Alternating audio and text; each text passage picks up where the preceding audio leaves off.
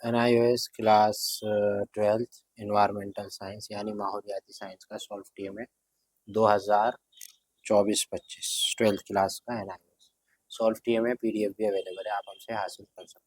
سوال ایک ہے، اس کا فرسٹ پارٹ، آپ زمین کی مزاحمتی اہلیت سے کیا سمجھتے ہیں اور یہ کسی بھی عضوے کی بقا کے لیے اتنی اہم کیوں ہے؟ اس کا جواب ہے کہ زمین کی مزاحمتی سے مراد ماحول میں ہونے والی تبدیلیوں جیسے آلودگی یا موسماتی تبدیلیوں کو برداشت کرنا اور توازن برقرار رکھنے کی زمین کی صلاحیت۔ یہ قابلیت حیاتیات کی زندگی کے لیے ضروری ہے کیونکہ یہ انہیں زندگی کے لیے ضروری وسائل کو اپنانے اور برقرار رکھنے کی اجازت دیتی ہے۔ اگر مزاحمتی کمزور ہو جائے تو ماحولیاتی عدم توازن پیدا ہو جاتا ہے جو جانداروں کی صحت اور ان کے انواع اور ماحولیاتی نظام کو نقصان پہنچا سکتا ہے۔ لہٰذا زمینوں کی مزاحمت کو تحفظ تمام جانداروں کے لیے انتہائی ضروری ہے۔ دوسرا سوال ہے، اس کا اے پارٹ کرا، اسکولی نصاب تعلیم میں کس طرح ماحولیاتی نظام، تحفظ اور اخلاقیات کی سمت اہم کردار نبھا سکتے ہیں؟ تو اس کا جواب ہے کہ اسکولی نظام ماحولیاتی تحفظ اور اخلاقیات کے بارے میں شعور اجاگر کرنے میں اہم کردار ادا کر سکتے ہیں۔ نظام میں ماحولیاتی عوام اور سائنس کو شامل کرنے سے طلباء قدرتی وسائل، ماحولیاتی نظام، موسماتی تبدیلی کے اثرات کے بارے میں معلومات حاصل کریں گے۔ اسکولوں میں منصوبوں اور سرگرمیوں کے ذریعے درخت لگانے، ری سائیکلنگ اور توانائی کے تحفظ جیسے سرگرمیوں کی حوصلہ افزائی ہو سکتی ہے۔ اخلاقی تعلیم کے تحت طلباء کی ذمہ دار شہری بننے اور ان کے اعمال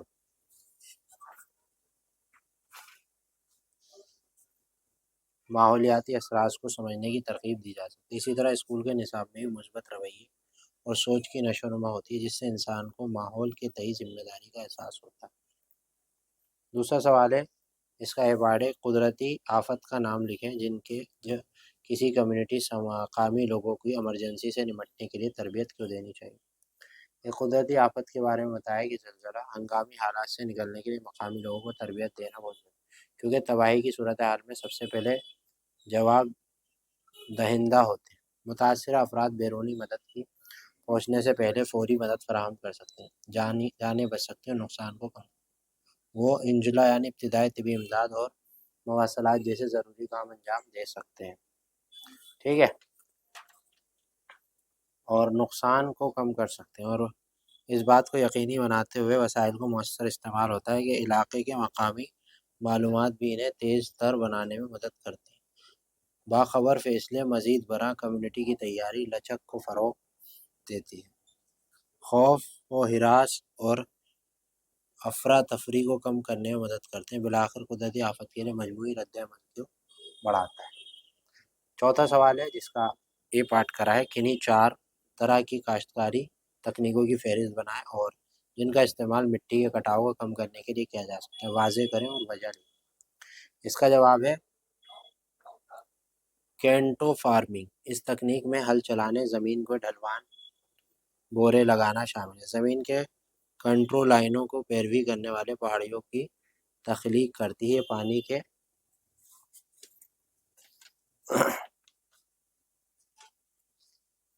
بہاؤ کو کم کرنے میں مدد کرتے ہیں، زیادہ پانی کو مٹی میں جانے اور کٹاؤ کو کم کرتے ہیں، ٹھیک ہے۔ لینڈسنگ، کھڑی ڈھلوان پر چھتیں بنانا انہیں ہموار علاقوں میں بدل دیتی ہے۔ یہ طریقہ پانی کے نقصان کو نمایاں طور پر کم کر دیتا ہے جبکہ فصلوں کی کاشت کو آسان بناتا ہے، مٹی کی نمی اور غذائی اجزاء کو محفوظ رکھتا ہے۔ گور کریپنگ، ڈھکنے والی فصلیں جیسے شے، شاخہ یا رائی آن سیزن کے دوران لگانے میں مٹی کے کٹاؤ میں بچنے میں مدد ملتی ہے۔ یہ پورے پودے مٹی کو اپنی جڑوں کے ساتھ پکڑتے ہیں اور بارش کے قطروں کے اثرات کو کم کرتے ہیں اور جو مٹی کے ذرات کو ہٹاتے ہیں۔ نان ٹل ٹرننگ، یہ پریکٹس مٹی کی کھدائی کے بغیر فصلوں کی بینٹ کر کے مٹی کی خرابی کو کم کرتی ہے، ٹھیک ہے جی، اور یہ مٹی کی ساخت کو برقرار رکھنے میں مدد کرتی ہے، کٹاؤ کو کم کرتے ہیں اور نامیاتی مادے کو بڑھاتی ہے جو مٹی کی صحت کو بڑھاتے ہیں۔ یہ تکنیک بہت اہم ہے کیونکہ زرعی پیداوار کو برقرار رکھنے، پانی کے معیار کو حفاظت اور مٹی کی صحت کو محفوظ رکھنے میں مدد کرتا ہے۔ پانچواں ہے جس کا اے کرا ہے، آبیاتی دور سے کیا مراد ہے؟ یہ 2 سالوں تک چلنے کے لیے توانائی کہاں سے حاصل؟ ہم ہندوستان میں زیر زمین کو آب سے سپلائی کے ایک موضوع وسیلہ کیوں مانتے ہیں؟ یہاں پہ اس کا جواب ہے کہ آبپاشی دور ہائیڈروجنیکل سائیکل، جیسے آب چکر بھی کہا جاتا ہے، زمین کے ماحول، سطح اور زیر زمین کے اندر پانی کی مسلسل حرکت کو کہتے ہیں۔ اس میں بخارات، وزن اور بہاؤ جیسے عمل شامل ہے۔ اس کے بعد یہ سارا لکھیے گا ایسے، ٹھیک ہے، یہ سارا دکھا رہا ہوں میں آپ کو، پورا لکھ دیا۔ پی ڈی ایف بھی اویلیبل ہے، پی ڈی ایف بھی آپ حاصل کر سکتے ہیں، ٹھیک ہے۔ 8واں پیج ہے یہ اس کا، یہ سارا پورا پانی ذخیرہ کر سکتے ہیں، یہ پورا لکھا۔ چھٹا سوال ہے، یہاں تک دیکھ لیجیے پہلے آپ۔ چھٹا سوال ہے، آب و ہوا تبدیل پر اقوام متحدہ فریم ورکنگ کمیونیکیشن یعنی U N F C C conference فارقین کی کانفرنس سی پی ایک بین الاقوامی آب و ہوائی چھوٹی کانفرنس سی او پی کے بارے میں 10 ذیل نکات کے ذہن میں رکھتے ہوئے رپورٹ لکھیں۔ سی او پی کی خاص مقصد کیا ہے؟ سی او پی کی پہلی میٹنگ کب اور کہاں؟ ٹھیک ہے، تو بھائی اس کا جو ہے جواب یہاں سے، یہ سوال ہی ہے، یہ تیسرا پارٹ ہے اس کا، یہ چوتھا۔ اس کا جواب یہاں پہ سی او پی کا مقصد پورا لکھ دیں گے جیسے لکھا ہوا ہے یہاں تک۔ سی او پی کی پہلی میٹنگ 28 مارچ 17 اپریل 1993، تو یہ سارا لکھیں گے۔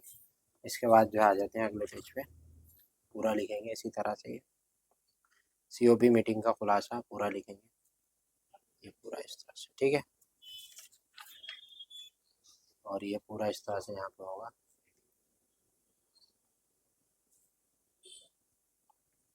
یہ ٹھیک ہے، اور آگے بھی ہے یہ بین الاقوامی نتیجہ، ٹھیک ہے۔ تو یہ تھا ساتھیوں اسائنمنٹ ہمارا، ٹی ایم ہے، سالو ٹی ایم ہے، اور اردو میڈیم میں ہے، ماحولیاتی سائنس۔ ویڈیو کو لائک شیئر سبسکرائب کرنا، ہمارے ساتھ جڑیں۔ شکریہ۔